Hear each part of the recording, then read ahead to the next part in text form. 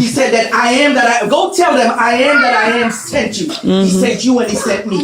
So that means the same breath of life is still in you, right? That means that the Lord is with you. Amen? But I saw how you operated when I met you a couple years ago. About 8-9 years ago. 9, 10. And this has been 8-9 years ago in the making.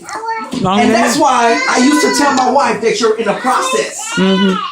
Ladies and gentlemen, it don't matter how hard your process is. That's right. Sometimes there is nothing that anyone can do. Not even prayers, not even fasting, because the Lord have you in a process. He had Joseph in the process too when he was in jail. Remember, he told the baker when he got out, go tell the king that I'm interpreting dreams. But remember, he spent another 2 or 3 years in jail. Still in jail. So you were in a process that I saw with my very own eyes. That's why this is so important to me. This is why this is so great to me. This is why I tell you, please wait. Let me see the completion of this thing. Let me see the reason why the Lord put you in charge of a family. And then I saw your son growing up. Man. And I said to myself when I met you, I was like, why can't he get it together and show this kid something? Stand up, Ron. Do you understand the example that you're setting right now? I need you to get this. I don't want you to get caught up in the hype. Don't get caught up in the hype. I need you to see real life. He's going to say, I saw my father go through some things. You want to know why Ruth told Naomi, I will die where you die. I will serve the Lord that you serve. You want to know why? Because he saw her being faithful. So now, he saw your mistakes. He knows you're human. Right? He knows that you're a human being. But also, at the end of this thing, you know what he's going to say? I know my father is a man of God. Yeah. I don't care what title the world's going to give you. I don't care if you're a doctor, lawyer, the priest, the president. But once when they finish calling your name, they can say that you're a man of God, that your character is godly, that your character is Christ-like. I know your son could say that now. I see it in your face. I see glory in your face. I see your work in your actions. I see when you held them babies. I remember when you called me on the phone and you said, man, I'm headed up to King's Dominion with my boys. They're in the back and they're making these noise. And I'm like, Lord, have mercy. The Lord really knows what he's doing. So I'm going to tell you this today. You popped the question. You asked your wife to marry you. It just began. You got to get this thing. You're going into a union. And you and I are going to sit down and I'm going to explain to you Proverbs 31 from a man's point of view, not a woman. You can't make a woman. Right?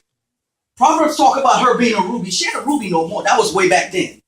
The most important stone that we have now is what? A diamond. So I'm going to sit with you. I'm going to show you some things, how to polish up your diamond.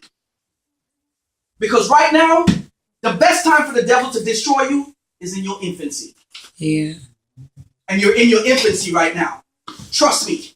So there are certain people that you got to stay away from, certain things you got to stay away from, and you got to get closer to mom, to dad, to your uncle, to us. You got to get closer to people who got a connection, to your aunt. You got to get closer to those folks. Because I'm telling you, the only way for the devil to take you is to bind up the strong man. And right now you represent a strong man. So now he got to bind you. And by the way, the devil that left you, he went away. And he's going to get some more of his buddies to come back and visit you. You got to get this thing. You got to get this thing. So now you're not only fighting the devil that left you, but he's coming back with a couple more. Because he understands he lost the battle. But you got to understand something. You serve a true and a living God. True and a living God. No matter what you go through, at the end of the day, he will get the glory. And by the way, they can't touch you unless he allows it. That's right. So I would smile and I would go through with my head held high. If you don't have it, fine. He will provide. If you need peace, just pray for it. He will provide it. No matter what you're going through, at the end of the day, you're still coming out victorious. I have no words for you right now. I can't tell you anything else.